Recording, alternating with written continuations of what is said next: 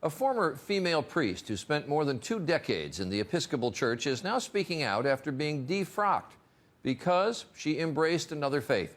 Today, Ann Holmes Redding calls herself both a Christian and a Muslim. But her move to Islam came at a very high price.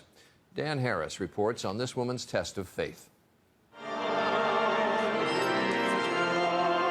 Ann Holmes Redding was an Episcopal priest for 25 years until a radical test of faith. Several years ago, while she was mourning the death of her mother, she was trying out an Islamic meditation technique that she learned in an interfaith class. And that, she says, is when it happened.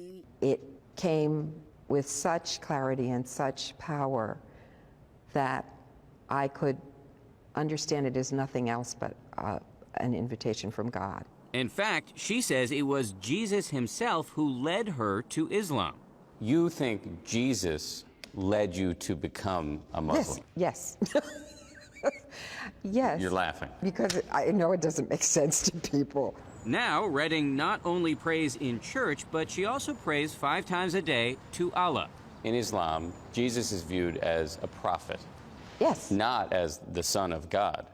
Yes, you're right. So yours is a radical rethink of the Christian scriptures, a rethink that a lot of people would call heretical. Yes, and do. Loudly.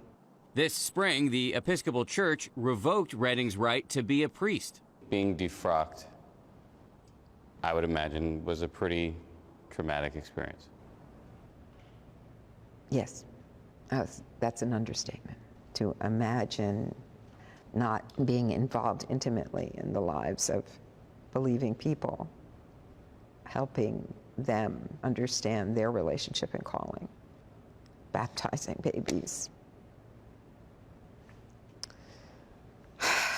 It's a big loss. It's a huge loss.